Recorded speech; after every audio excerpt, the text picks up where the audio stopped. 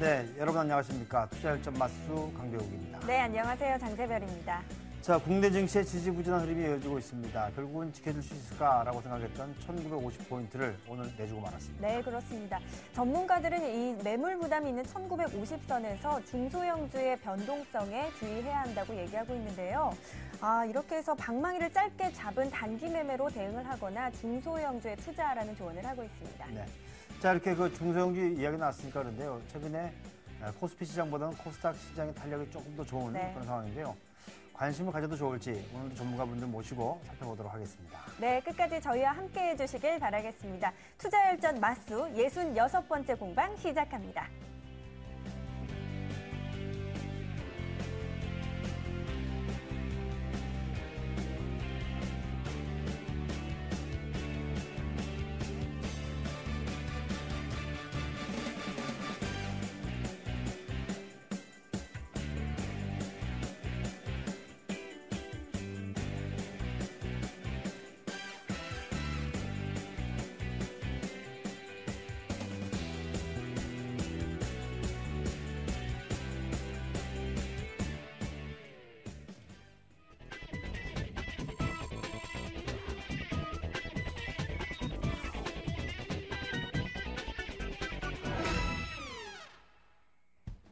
네, 오늘 하루 시장을 떠들썩하게 했던 이슈들 정리해봤습니다. 먼저 화제 남녀, 화제 랭킹 시작할 텐데요. 5위부터 정리해볼까요? 자, 먼저 5위입니다. 골드만삭스는 미국 증시가 재정절벽 우려감으로 올 연말 약세를 피하기 힘들 것으로 보고 투자자에게 재정절벽 악재가 본격화되기 전에 당분간 주식을 멀리할 것을 권고했습니다. 재정절벽이란 올 연말 각종 세제 혜택이 만료되고 내년 초엔 대규모 정부 지출 삭감까지 가세하는 현상으로 재정절벽이 현실화되면 미국 경제는 큰 어려움에 빠져들 수밖에 없는데요. 골드만삭스 미국 주식시장 수석 전략가인 데이비드 코스티는 20일 최근 투자자들에게 보낸 보고서를 통해서 재정절벽이 현실화되기 전에 현금을 회수하라고 했다고 합니다. 그렇지만 실제로 미국 증시의 최악의 시나리오는 없었으면 하네요. 자, 이어서 4위입니다.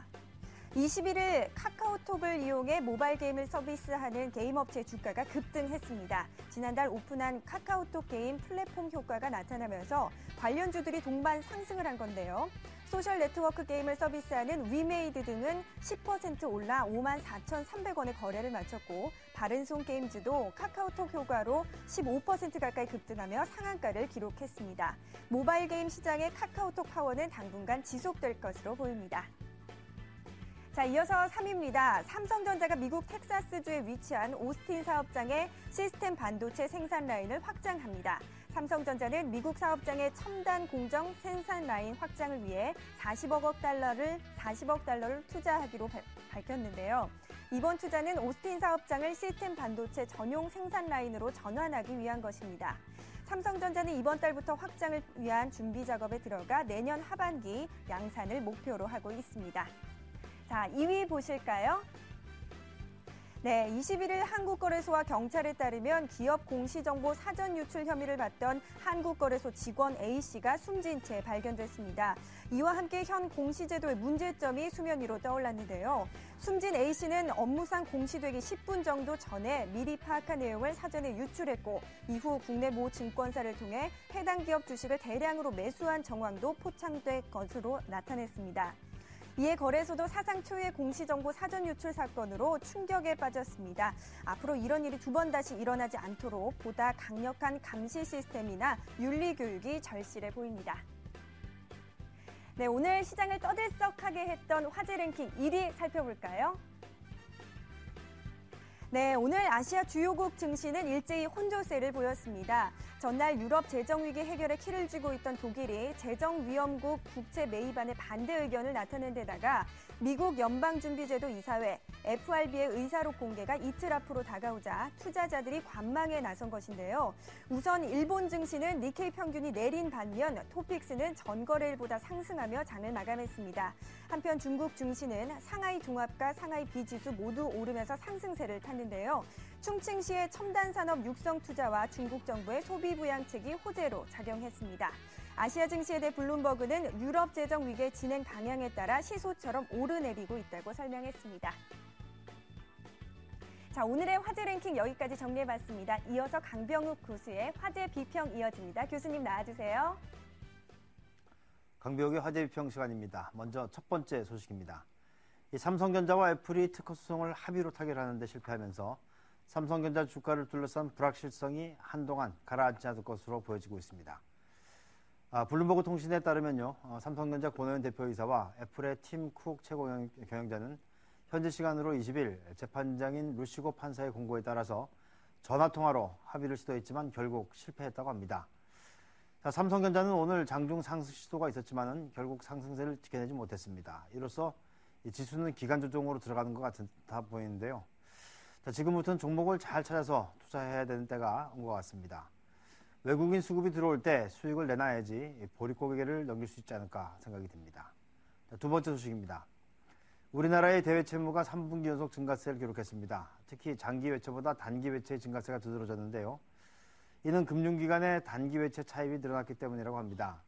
하지만 전문가들은 최근의 단기 외채 증가는 전체 규모나 증가율 등을 감안하면 크게 우려할 수준은 아니라고 진단을 했는데요. 1997년 IMF 기억하시죠? 그때도 금융기관의 단기 외채 차입이 문제였는데요.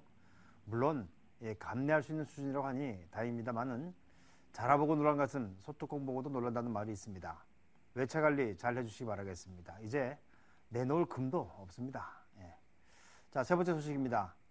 자, 우리나라의 8월 무역 수지가 7개월 만에 적자로 돌아설 가능성이 커졌습니다. 21일까지 44억 7,900만 달러의 적자를 기록했다고 하는데요. 월말 밀어내기 물량을 고려하면은 수출액이 더 늘어날 수도 있겠지만은 무역 흐름을 보면 8월의 무역 수지는 적자로 돌아설 가능성이 큰 상황이라고 합니다. 그동안 우리는 그나마 무역 수지가 좋아서 외국에서의 평가도 좋았는데요. 경제에도 레임덕이 오나요? 무역 수지 관리도 시급합니다. 잘 좀 관리해 주시기 바라겠습니다. 마지막 소식입니다. 공정거래위원회가 최근 줄줄이 오르는 가공식품의 짬짬이 의혹을 단속하려고 대대적인 점검에 착수했다고 합니다.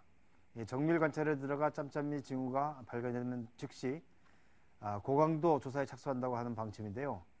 이 서민 가게에 지나친 부담을 주는 생활필수품의 가격 인상을 엄단하겠다는 의지로 읽혀집니다.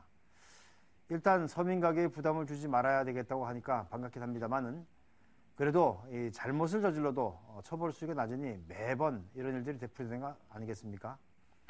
결국 가전은 개편이라는 것 다 알고 있는데요. 제발 한 번만이라도 제대로 해주시기 바라겠습니다. 지금까지 화제 담내였습니다.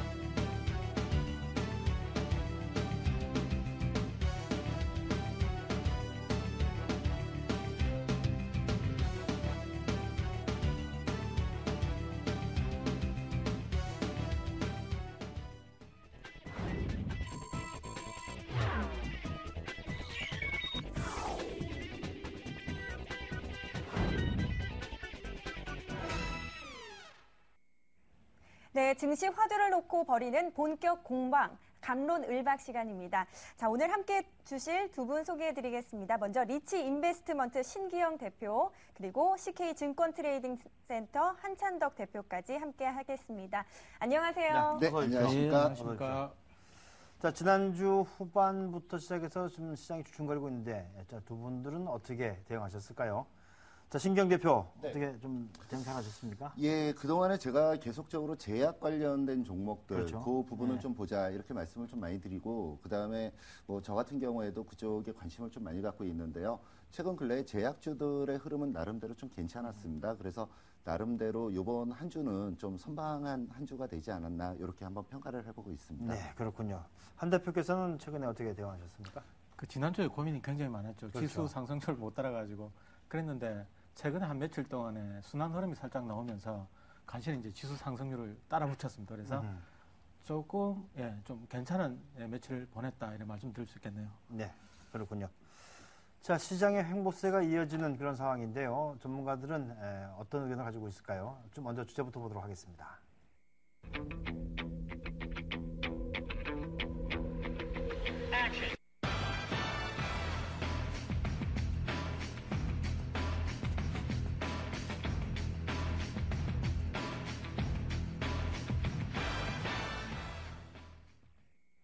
네, 오늘의 갑론을박 주제는 횡보하는 시장, 대형주와 소형주 중, 중소형주 중 어느 곳에 매력이 더 있을까라고 하는 주제가 되겠는데요.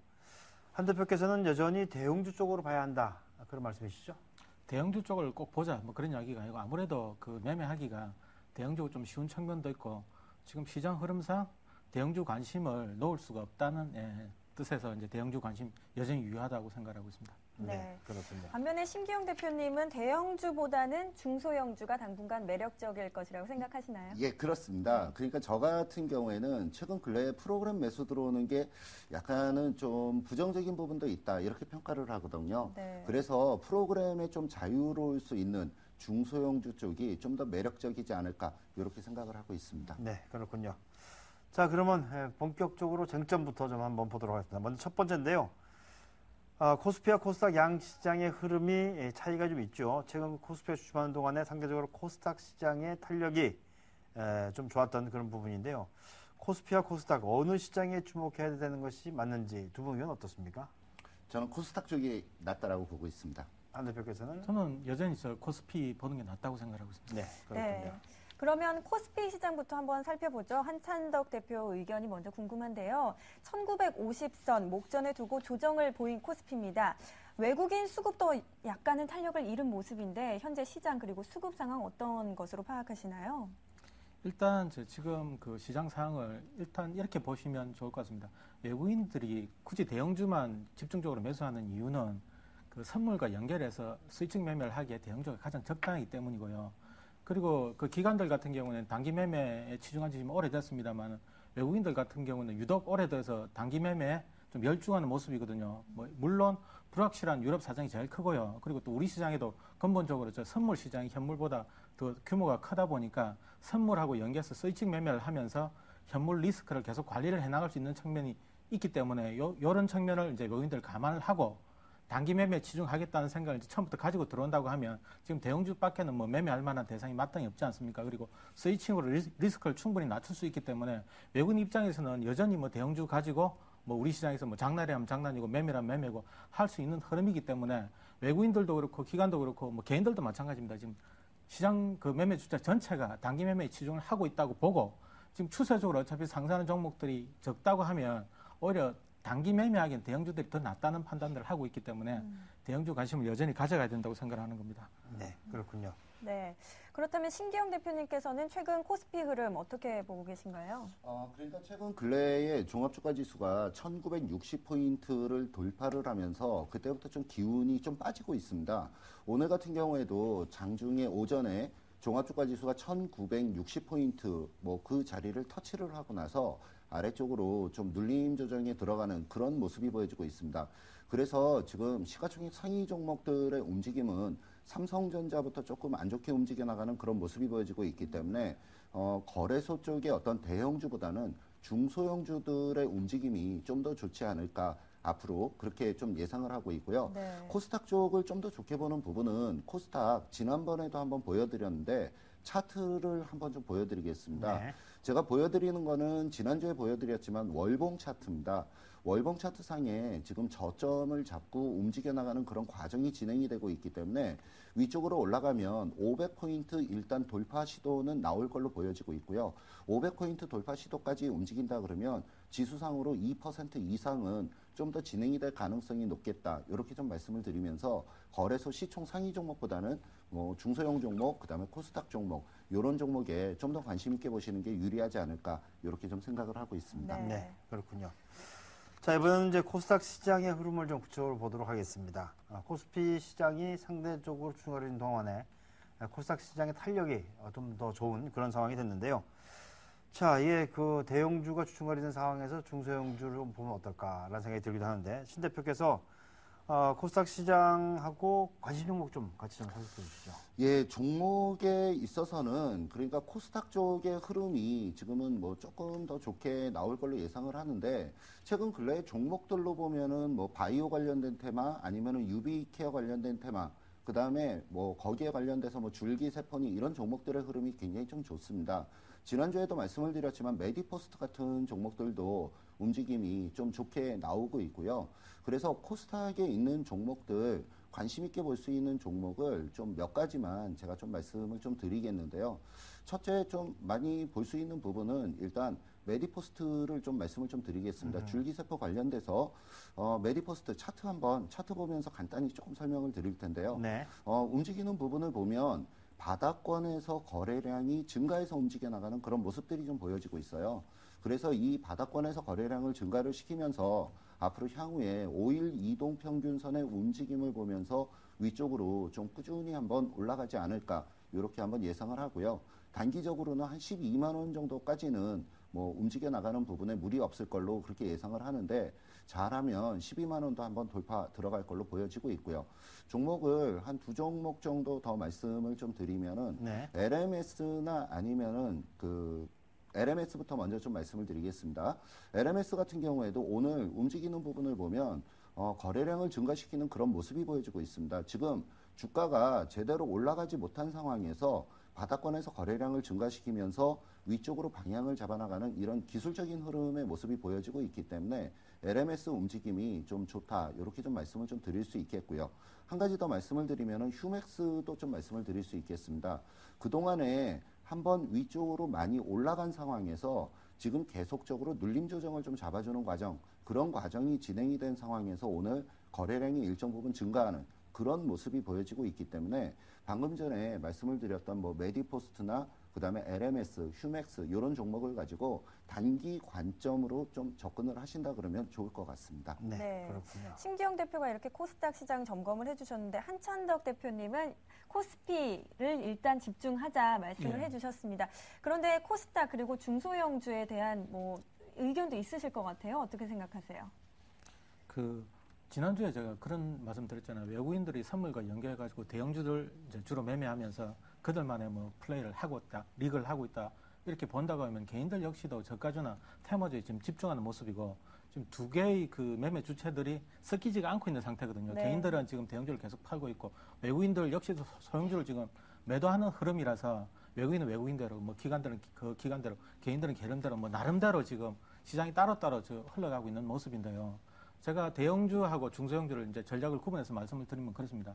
대형주를 이제 관심을 가지고 봐야 된다는 거는 대형주가 일단 매매하기 차라리 쉬울 수가 있다는 거죠. 왜냐하면 그 외국인들이 지금 오늘도 그런 모습이 나왔는데요. 실제로는 그 순매수가 2,600억 정도 잡혀 있는데 그 프로그램 쪽에서는 순매수 규모가 5천억이 넘거든요. 네. 결국은 바스켓 바깥에 있는 물량들을 계속 팔고 있고 지금 프로그램과 관련된 그 바스켓은 지금 채우고 있는 형태라고 봐야 되니까 외국인들이 그 대형주를 이용하고 그 선물을 이용해갖고 지수 장악력을 지금 계속 높여가고 있는 중이거든요. 그렇다고 하면 외국인들이 만약에 이제 현물을 팔고 나갈 때 신호가 그 중성주보다 쉽게 나올 거라는 거죠. 예를 들어 대량 그 선물 매도 포지션이 구축이 되고 나온다고 하면 그 당장 그 대형주 같은 경우는 좀 정리하는 게 맞다는 이런 쪽이니까 시장에서 선행하는 움직임들이 나올 거라고 보고 있는 거고요.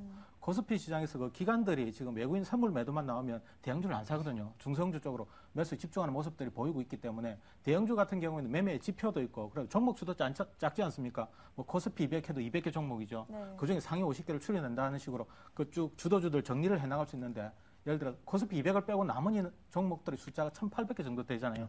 그 안에서 종목을 골라서 매매하기보다는 차라리 이쪽이 더 쉽다는 거고 그리고 외국인들이 대량으로 선물을 매도하고 나올 때는 그 대형주 같은 경우는 정리하는 시그널을 주니까 요거에서 참고해서 매매해도 되고 지금 아직은 하방 포지션 구축하는 모습들이 안 보이고 있기 때문에 대형주에 대한 관심을 여전히 가지고 있고 지금 상태에서 만약에 눌림목 조정이 나온다고 하면 대형주도 일정 부분 편입을 하셔야 된다고 보는 거고요.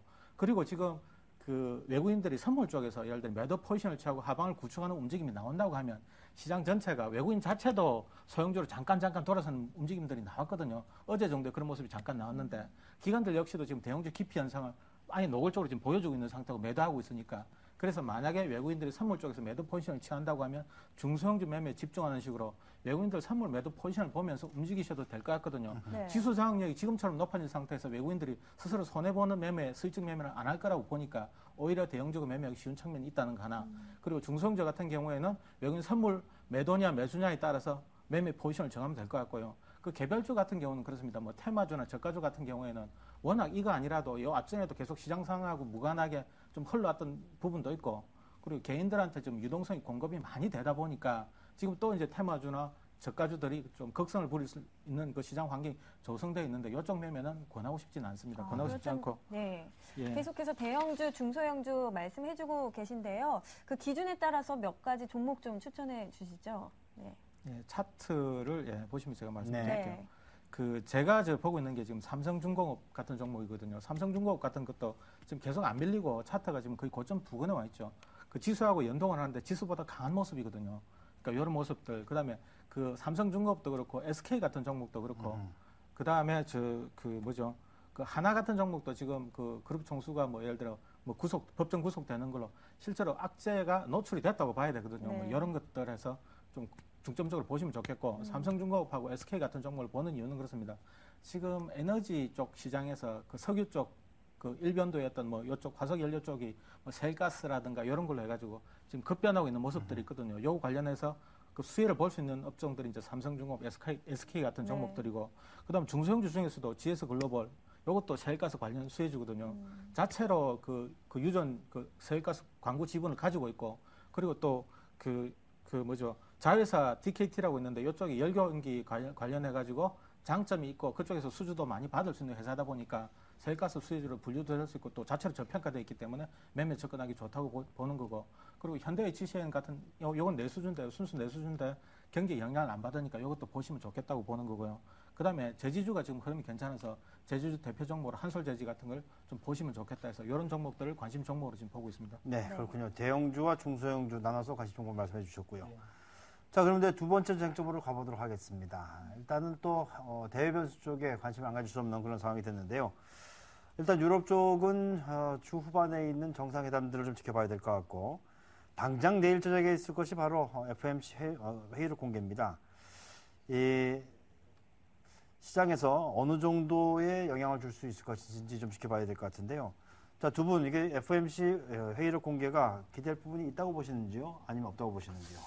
저는 없다라고 보고 있습니다. 네. 저도 없다고 보고 있습니다. 네. 근데 제가요, 방금 전에 한 대표님 말씀하신 부분에 대해서 조금 반론을 좀 제시하도록 하겠습니다. 네. 시간 괜찮은가요? 네, 어떤 부분이? 예, 저는 지금 대형주에 대해서 지금 굉장히 좀 우려감이 좀 많습니다. 그 우려감이 많은 부분이 뭐 다들 아시겠지만 최근 근래에 주식 시장에서 매수가 들어온 부분이 거의 프로그램 매수에 의해서 유입되는 그런 모습이었거든요. 뭐 물론 프로그램 자체도 하나의 수급 주체로 보는 거는 맞습니다. 다만 지금 7월 25일 날 시장이 바닥을 찍고 200포인트가 올라오는 과정에 지금 프로그램 차익 비차익이 8조 원이 넘게 8조 2천억 원이 들어와 있는 그런 상황입니다. 근데 흔히 보통 주식 거래를 하는 부분에 우리 시청자분들도 주식 거래를 할 때 주식을 거래한다는 것은 주가 차익을 노리는 부분이거든요. 근데 프로그램 매수 매도를 한다라고 하는 부분은 주가 차익을 노리는 부분이 아니라 베이시스의 차익을 노리는 부분입니다. 그래서 베이시스가 다소 안 좋게 움직여 나가면 언제든지 돌변을 하면서 프로그램 매도 물량이 나올 수가 있습니다.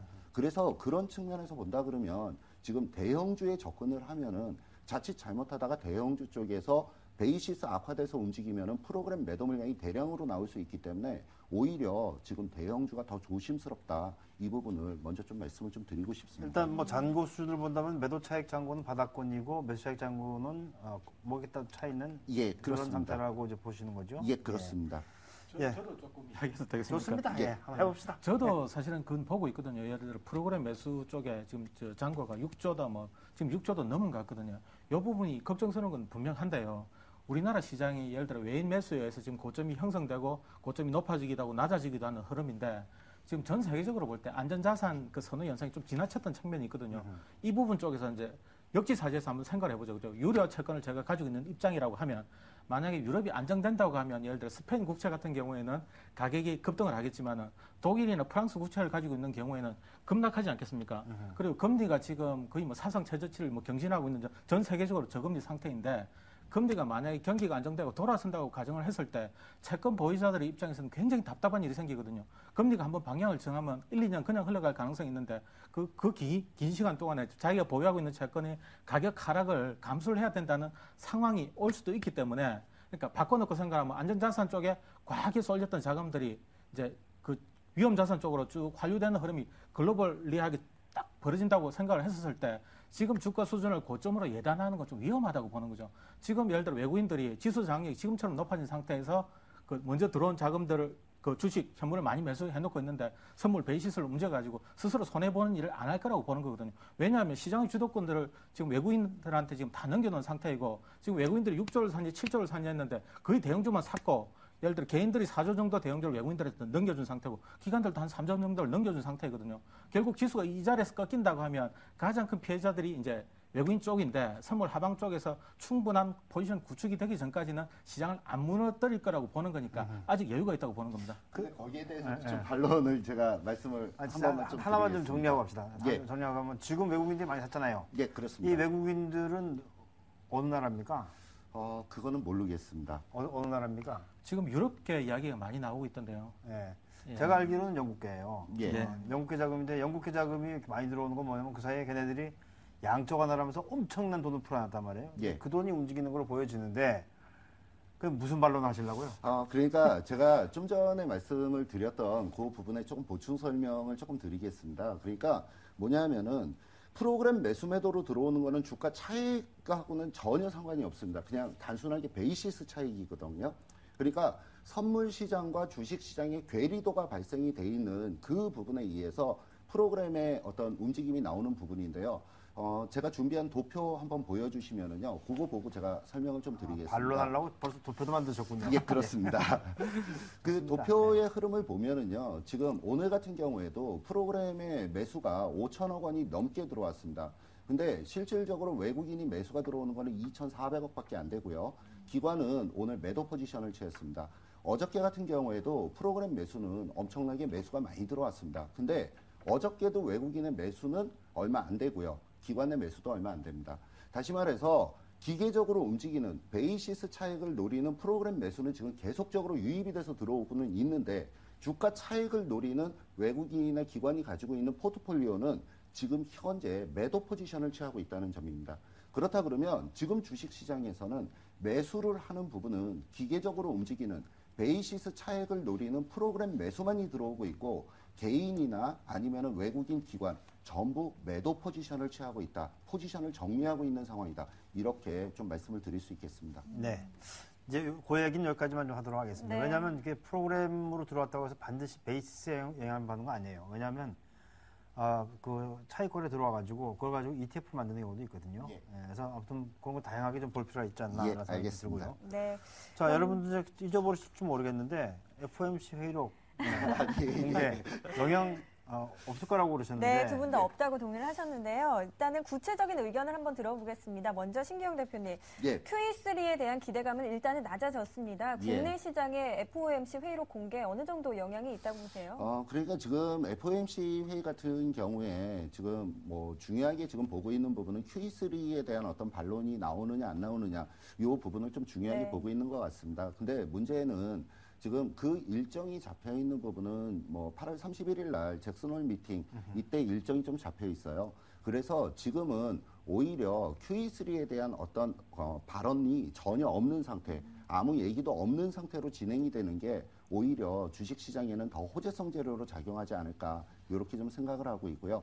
미국 같은 경우에도 최근 근래 많이 올라왔기 때문에 QE3에 관련된 부분이 일정 부분 충분히 좀 반영이 돼 있는 것이 아닌가 이렇게 한번 생각을 하고 있습니다. 네. 그렇군요. 신기영 대표는 일단은 잭슨홀 미팅까지는 좀 기다려봐야 된다 이런 입장이시고요. 그렇습니다. 네. 한찬덕 대표는 어떻게 일단은 의견은 같으신데요. 구체적인 이유도 같으신지 좀 궁금합니다. 그 제일 최선의 경우가 그거 아니겠습니까? QE3 하지 않고 예, 경기가 돌아서는 거죠. 그렇죠. 네. 예, 그리고 미국 경제 지표들이 최근에 뭐 괜찮게 나오고 있기 때문에 QE3 기대감이 많이 약해진 상태고 또 이런 부분들까지 시장이 많이 반영돼 있기 때문에 그 FOMC 회의록 그 결과가 시장에 큰 충격 주지 않을 거라고 생각하고 있습니다. 네, 그렇군요. 하나 좀 더 봐야 될 것 같은데요. 그 사이 이제 G2의 경기 부양 얘기들이 있었는데 그중에 이제 중국 얘기가 되겠죠. 중국이 상대적으로 지금 경기 상당히 안 좋은 것만은 분명한 것 같고 지수 움직임도 부진한 그런 상황인데요. 이런 것들이 우리 시장에 어떻게 영향을 줄 것인지 궁금합니다. 신 대표께서는 어떻게 중국 보시는지요? 지금 최근 근래에 곡물 가격이 굉장히 좀 많이 상승을 해나가는 그렇죠. 그런 예. 모습입니다. 그래서 지금 중국 정부에서는 금리 인하나 아니면 지급준비율 인하 정책을 쓰기에는 다소 좀 무리가 있는 게 아닌가 이렇게 좀 생각을 하고 있습니다. 그래서 그러한 부분 때문에 어떤 추가적인 부양책이 좀 약하지 않을까 하는 우려 때문에 최근 근래에 중국 시장은 좀 제대로 상승을 못하고 계속적으로 좀 하락 국면으로 움직이는 것이 아닌가 이렇게 좀 추정이 되고 있고요. 뭐 중국뿐이 아니라 뭐 중국의 전반적인 흐름이 유럽과 중국 계속적으로 좀 맞물려서 움직여 나가는 걸로 그렇게 좀 보여지고 있기 그렇죠, 때문에 아무래도. 그 부분이 해결되기까지는 시간은 좀 다소 오래 걸릴 걸로 그렇게 좀 예상을 하고 있습니다. 네. 한 대표께서는 이런 대외 변수들을 어떻게 판단하고 있습니까? 일단 중국 쪽도 지금 그 양적 완화 쪽 카드 쓰기 어렵다는 이야기가 지금 부동산 가격이 뭐 다시 움직이고 있다는 이야기도 있고요.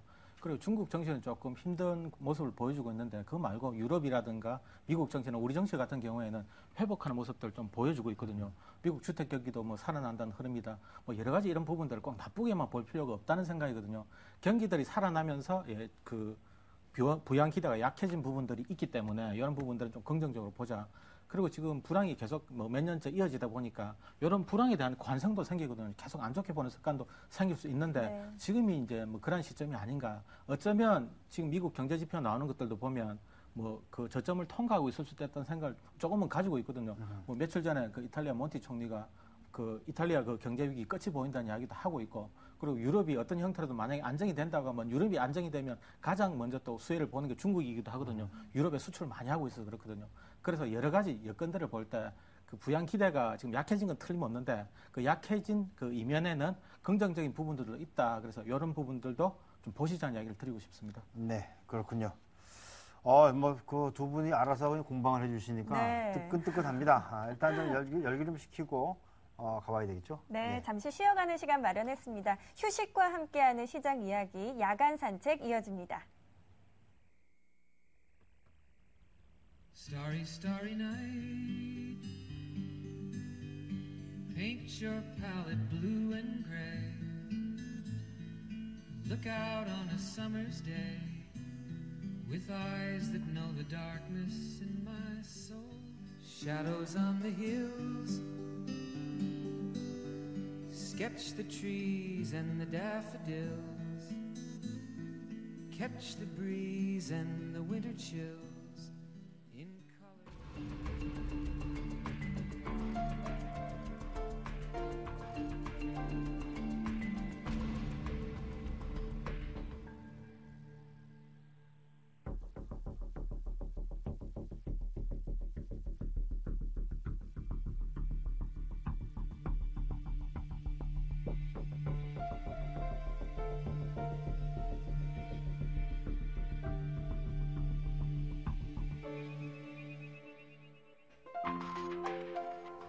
네, 주식 투자 속 희노애락을 함께 느꼈던 작품을 소개하는 시간이죠. 네, 오늘은 한천덕 대표의 플레이리스트 유주얼 서스펙트 영상 보고 왔는데요. 이건 뭐 마지막에 반전의 아주 대표적인 네. 영화가 됐죠. 자, 오늘 영화 좀 소개해 주시죠. 그 범죄를 저지르고 이제 범인을 찾아 나가는 과정이 쭉 담겨 있는 영화인데요. 케빈 스페이시라고 그때 그 영화에서 처음 봤는데 과연 연기 잘하구나. 뭐 그리고 또 범인을 찾아가는 과정에서 뭐 이거였다가 저거였다가 반전이 막 거듭되거든요. 마지막에 가면 네. 뭐 이런 것들 보면서 영화 저 내용은 계속 저는 뭐 그런 거 좋아해서 그런지 모르겠는데 미스터리 좋아해서 그런지 모르겠는데 쭉 빠져 있다가 마지막에 또 한 5분 정도에 또 큰 충격 받고 그랬던 영화로 기억이 남고 케빈 스페이시의 열연도 기억이 남고 시간 나시면 꼭 한번 보시면 좋겠다는 생각입니다. 네. 지금도 합니까? 요즘 인터넷이 좋아서 좀 네. 찾을 수 있을 것 같습니다. 네, 그런데 플레이리스트로 선정한 이유가 참 궁금합니다. 아무래도 시장에도 반전이 있다 이런 얘기 하시려고 하는 건가요? 네, 그렇죠. 지금 유럽 사태를 보고 있으니까 이제 이 유저 스스펙트하고 이제 오버랩이 되가 생각이 나는 건데요. 이 유저 스스펙트라는 게 어떤 동종 사건이 생기면 뭐 동종의 그 용의자들을 이제 경찰에서 이제 일단 잡아놓고 뭐 신문하는 이제 이런 때 쓰이는 이제 그 용의자 리스트 뭐 정권자들 그렇죠. 이런 거였는데 지금 우리가 유럽 재정 위기의 주범으로 지목되고 있는 뭐 그리스라든가 스페인이라든가 뭐 이탈리아 이런 것들이 있는데 이런 나라들을 두고 뭐 이런 나라들 때문에 힘들다는 이야기를 하고 있는데 사실은 뭐 알고 보면 이 유럽 재정 위기의 뭐 가장 큰 뭐 범인은 동의는 독일일지도 모른다는 생각을 또 할 수도 있죠. 왜냐하면 독일하고 무역 거래하면서 생긴 재정 적자가 지금 문제가 돼가지고 몇 년씩 누적이 되다 보니까 그러니까 유로화 혜택을 독일이 가장 많이 보고 있고 근데 뭐 지금 독일이 제일 앓는 소리 하고 있지 않습니까? 뭐 하면 안 된다. 그랬는데 유저 스펙트라는 영화가 이제 반전을 거듭하는 것처럼 지금은 최초의 그 범인은 뭐 스페인이나 이탈리아, 그리스였다가 또 나중에는 독일인 것처럼 됐다가 또 독일이 또 유로존을 또 구원할 수도 있으니까 뭐 여러 반전들이 거듭되면서 좀 좋은 결말을 맺었으면 좋겠다. 하여튼 유럽 사태가 뭐 혼돈 속에 있다는 이야기죠. 예, 그래서 좋은 결말 기대하고 반전 기대하면서 한번 올려봤습니다. 네. 신 대표께서 이 영화 보셨어요? 저는 그 영화 보지 못했습니다. 근데 살면서 그러면 또 극적인 반전이 있었던 적이 또 있을 것 같은데요? 근데 제 경험은 어떤 좋은 쪽으로의 반전보다는 조금 안 좋았던 쪽으로의 반전이 좀 많았던 것 같아서 별로 뭐 기억하고 싶지는 않고요. 근데 뭐 주식시장에 있어서는 좀 방금 전에 한 대표님 말씀하신 대로 아주 좀 극적으로 좋은 쪽으로의 반전 한번 있었으면 하는 그런 바람입니다. 네, 신기영 대표 말씀대로 최근에 200포인트 가까이 올랐던 코스피 시장이잖아요. 깜짝 놀랄 만한 반전이 계속해서 있기를 기대해 보겠습니다. 지금까지 한찬덕 대표의 플레이리스트 유주얼 서스펙트에 대해서 얘기를 해봤고요. 계속해서 종목 얘기 더 해보죠.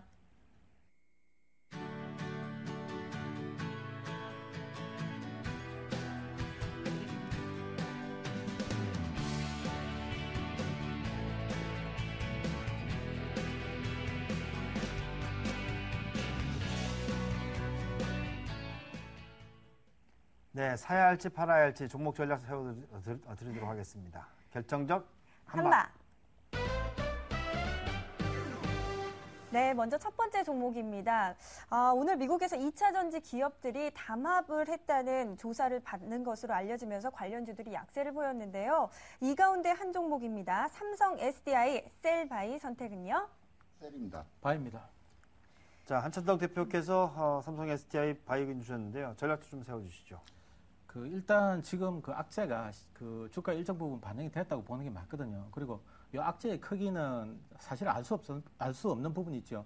미국이 지금 이 소송을 건 게 뭐 뚜렷이 무슨 혐의가 있다기보다는 그 자국 산업이 무너지게 되면 꼭 하는 일들 중에 하나가 이런 종류의 소송이거든요. 그래서 이런 부분이 이제 어떻게 결말이 날지는 좀 지켜봐야 되고, 그리고 요거와 관련된 불확실성이 이미 주가에 이제 오늘부터 반영이 되어 있다고 보는 거고요. 그리고 단지 주의할 점은 하루나 이틀 정도는 조금 더 메이저들의 움직임을 관찰하셔야 되는 게, 그 대형 악재나 대형 호재가 그 돌발했었을 때 그 주가에 바로 반영이 안 되고 하루나 이틀 묵혔다 반영되는 경우도 종종 있죠. 메이저들이 바로 사거나 팔거나 매매 대응을 안 하는 경우가 있기 때문에, 그래서 하루나 이틀 정도는 더 보시는데 이미 불확실성은 주가에 반영됐다고 보는 거고, 삼성 SDI 자체도 뭐 2차 전지도 그렇고, 그리고 잘 모르시는데 그 ESS라고 대용량 전력 저장 장치 부분에서도 그 시장 점유율이 높은 회사거든요. 그래서 요거 관련해서도 나중에 그 재생 에너지들이 본격적으로 개발이 되면 모멘텀 더 받을 수도 있고, 그리고 주가 흐름도 뭐 다른 종목 비하면 나름대로 또 안정적인 모습도 있고, 그래서 요것 때문에 매도할 거는 아니다고 판단했기 때문에 매수 의견을 냈습니다. 네. 자, 신 대표께서는 삼성 SDI 셀 의견이신데요. 예, 그렇습니다. 저는 삼성 SDI나 아니면 삼성전기 이런 종목들에 대해서는 일단 삼성전자와 연동관계가 좀 크다 이렇게 좀 보고 있습니다. 네. 최근 근래에 삼성전자의 주가 흐름이 별로 좀 안 좋기 때문에 뭐 단순히 2차 전지 관련된 부분뿐이 아니라 그 부분은 뭐 사실 그렇게 큰 우려할 부분은 아닌 걸로 보여지지만 삼성전자의 흐름과 조금 연동되는 부분이 있지 않을까, 이렇게 좀 보면서 셀 의견을 드린 부분이고요. 지금 단기적으로는 기술적인 반등은 일정 부분 진행이 된 걸로 보고 있습니다. 차트를 보면서 조금 설명을 드릴 텐데요. 네. 기술적인 반등이 지금 진행이 되는 과정에서 어저께까지의 흐름은 굉장히 좀 좋았는데 오늘 음봉을 만들어 나가는 그 흐름의 모습이 별로 좀 안 좋았기 때문에 내일 5일 이동 평균선이 위치해 있는 14만 8천 원, 아래쪽으로 내려가는 모습이 보여지면 그 자리는 매도 자리가 맞다 이렇게 좀 말씀을 드리고요. 내일 15만 원 위쪽으로 다시 올라가는 그런 모습이 보여진다 그러면 좀 더 보유 관점으로 접근해 가시면 좋을 것 같습니다. 네, 그렇군요. 자, 두 번째 종목입니다. 오늘 신세계가 사흘 연속 상승을 하고 있는 그런 모습인데요. 오늘은 5% 이상 상승했습니다. 자, 신세계 두 분의 세련바이 전략 어떻습니까? 셀입니다. 셀입니다. 네, 먼저 그러면 신기영 대표 의견 들어볼까요? 예, 지금 오늘 신세계가 굉장히 많이 좀 올라갔습니다. 근데 오늘뿐이 아니라 최근 근래에 신세계의 움직임이 굉장히 좀 좋았던 그런 모습입니다. 그래서 오늘 위쪽으로 5% 이상 올라간 부분은 좀 일부 시세 분출이 나오는 것이 아닌가 이렇게 좀 추정을 해볼 수 있겠고요. 역시 차트를 보면서 조금 설명을 좀 드릴 텐데요. 네. 신세계가 24만 원 있는 자리가 일단 거기까지가 기술적인 반등 수준입니다. 아래에서 위쪽으로 지금 많이 올라와 있는 상황에서 24만 원 돌파하지 못한다 그러면 거기에서부터는 일정 부분 눌림 조정을 좀 잡아주고 그러고 나서 재차 상승을 해도 해 나가야 되는 게 맞다 이렇게 좀 보고 있기 때문에 단기적인 의견으로는 셀 의견을 말씀을 드리겠습니다. 네. 그렇습니다. 한천덕 대표도 같이 신세계에 대해서 셀 의견 주셨는데요. 신기영 대표는 24만 원 돌파 여부를 확인해야 된다고 말씀하셨는데 어떤 의견이신가요? 지금 수급은 조금 살짝 괜찮아 보이기는 하는데요. 요거 그 수급표 한번 보시면요. 네. 최근에 그 주가를 들어올렸던 그 매수 세들이 전부 지금 프로그램으로 다 들어와 있거든요. 여기 빨간 부분들 있죠. 여기 프로그램인데 전부 프로그램이거든요. 그래서 만약에 프로그램 매도 쪽이 이제 그 매물이 나온다고 하면 주가에 바로 이제 그 영향을 줄 수도 있고요. 그리고 지금 정부의 규제 리스크 여전하죠. 네. 지금 뭐 법률까지도 뭐 통과를 시킨다고 하는데 만약에 그 월 4회 정도 그 대형 뭐 할인점이나 마트나 뭐 백화점을 의무적으로 쉬게 한다고 하면 뭐 영업이익이 뭐 8%가 뭐 그 저 줄어들 거다, 13%가 줄어들 거다, 여러 가지 이제 이야기들도 나오고 있는데 규제 리스크에 영향을 좀 받을 거라고 보는 거고, 그리고 수급상으로도 프로그램만 지금 들어와 있는 부분들이 좀 불안하다고 생각을 하는 거고, 네, 반등도 지금 나올 만큼 나왔고 그래서 매도 의견 냈습니다. 네, 네. 그렇군요. 네, 이어서 세 번째 종목 살펴보겠습니다. 오늘 카카오톡 관련 모바일 게임주들이 강한 상승세를 보였습니다. 이 중에서 위메이드 10% 이상 급등하면서 거래를 마쳤는데요. 위메이드 셀바이 선택은요? 바입니다. 셀입니다. 네. 네, 일단 바이 의견부터 들어볼까요, 신기영 대표님? 예, 그러니까 오늘 되게 많이 올라갔습니다. 오늘 위메이드가 되게 많이 올라서 뭐 내일 추가적으로 더 올라가는 데 있어서는 추경 매수는 일단 자제하시는 게 맞다. 이렇게 먼저 말씀을 좀 드리고요. 다만 눌러주는 타이밍이 온다 그러면 충분히 매수를 해볼 만하다 말씀을 드리겠습니다. 기술적으로 차트를 보면서 조금 설명을 드리면은요. 제가 위메이드에 대해서 오늘 굉장히 긍정적으로 보는 부분이 주가가 거의 바닥권 근처에서 오늘 대량의 거래량이 발생되는 그런 모습이 보여졌습니다. 이 부분은 물량을 매집해서 들어가는 흔적으로 봐줄 수 있는 부분이 되겠고요. 그래서 오늘 장대 양봉의 대량 매수의 물량 이 부분에 의해서 바이 의견을 말씀을 드리는데, 추경 매수는 다시 말씀드리면 철저히 좀 자제하시고요. 52,500원 정도까지 눌림 조정을 준다 그러면 한번 공략을 해보셔도 좋겠다. 이렇게 말씀을 드리겠습니다. 네, 네. 그렇군요. 자, 위메이드 한대표께서는 매도 의견 주셨는데요. 저는 보통 이제 이런 종류의 주식들 기대가 주가 이제 많이 반영된 주식일 경우에는 거의 뭐 예외 없이 매도 의견을 내거든요. 매도 의견 내는 이유는 그렇습니다. 12개월 예상 PER로 이제 올해 영업이익이나 순이익까지를 감안해서 본다 그래도 그 PBR 같은 경우 3 정도 나오고 PER 같은 경우 20 정도가 나오는데요.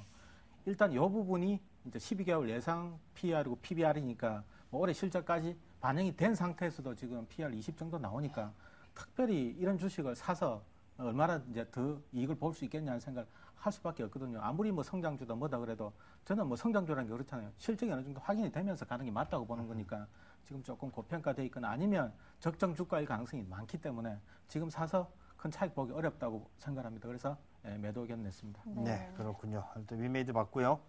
자, 오늘 마지막 종목입니다. 코스닥 시장에서 기대해도 될 종목인지 뭐 완전히 상당히 바짝 올라가는 그런 모습이었었는데요. 오스템 임플란트 두 분의 세련바이 전략 어떻습니까? 셀입니다. 셀입니다. 어허. 네, 두 분 일단은 같이 셀 의견 주셨는데요. 네. 먼저 신기영 대표, 네. 왜 매도 의견 주셨나요? 먼저 말씀을 드릴 부분은요. 중장기적으로 보신다 그러면은 일단 계속적으로 좀 홀딩해서 가지고 가셔도 좋겠다. 이 말씀을 먼저 드리겠습니다. 다만 단기적인 측면에서는 굉장히 많이 올라온 그런 상황이기 때문에 단기 측면에서는 매도 말씀을 드리고요.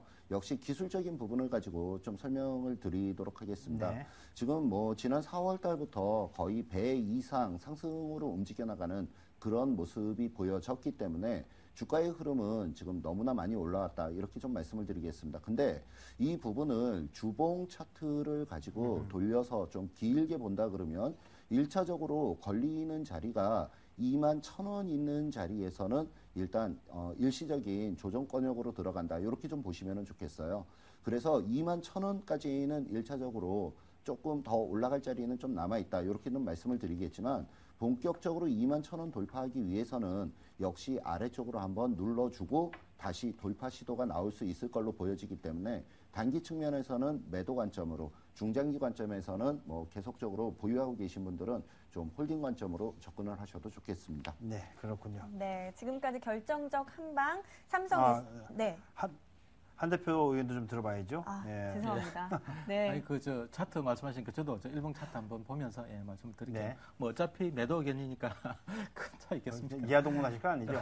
아닙니다. 저 일봉상으로도 지금 주가 위치가 좀 애매하거든요. 왜 애매하냐면 그 지금 상승 채널 만들면서 가고 있는데 채널 중간에 지금 주가가 걸려 있죠. 뭐 매수하기도 그렇고 매도하기도 그렇고 그리고 지금 이제 이런 경우에는 기본적 분석을 참고를 해보는데 기본적 분석상으로도 지금 PBR 3.5 정도 나오고 PR 13 정도 나오니까 이것도 12개월 예상 PR이니까 조금 다 치아준 거죠. 올해 그 영업이익까지 감안한 상태인데 별로 그 매수했을 때 실익이 없겠다는 생각하고 리스크하고 수익률이 확률이 반반이면 안 하는 게 낫거든요.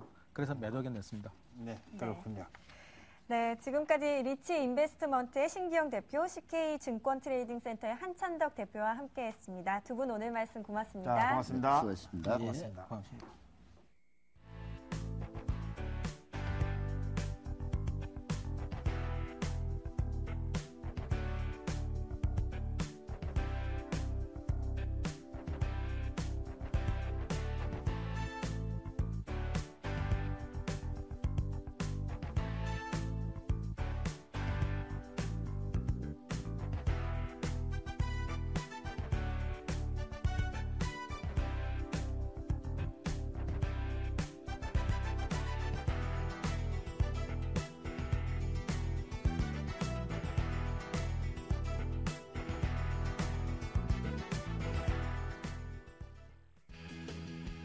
이 시각 머니투데이입니다. 김석동 금융위원장은 21일 은행이 차입자의 경제 여건 등을 살펴 원리금을 안정적으로 갚을 수 있도록 가계부채를 관리해 나가야 한다고 말했습니다. 김 위원장은 또 금융권의 신뢰 회복을 당부했고 이에 금융지주 회장들은 소비자 보호 등을 포함한 특단의 대책을 한 달 내 만들겠다고 화답했는데요. 금융당국도 금융소비자 투자자 보호를 위한 전반적인 제도 개선 방안 마련에 뒷받침하기로 했습니다. 피치의 국가신용등급 담당 이사는 블룸버그 TV와의 인터뷰에서 스페인과 이탈리아는 경기 침체로 인해 긴축에 대한 정치적 지지가 부식되고 있다며 올해 말까지 재정위기 해법에서 진전이 나오지 않는다면 국가신용등급이 추가 강등될 수 있다고 말했습니다. 그는 또 현 이탈리아 정부는 상당한 신뢰를 받고 있다고 전하며 몬티 행정부는 임기를 마치기 전에 가능한 신속하게 성과를 만들어내야 한다고 전했습니다. 자, 지금까지 이 시각 머니투데이였습니다.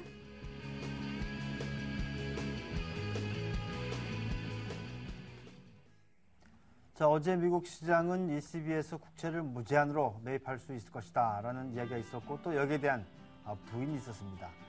그것들 때문에 좀 살짝 약세를 보이는 그런 모습이었었는데요. 네. 하지만 오늘은 지수 선물은 괜찮은 것 같아요. 네. 별다른 지표 발표 일정은 없지만요. 미국 최대 전자제품 유통업체 베스트바이 그리고 컴퓨터 업체 델 등이 분기 실적을 발표합니다.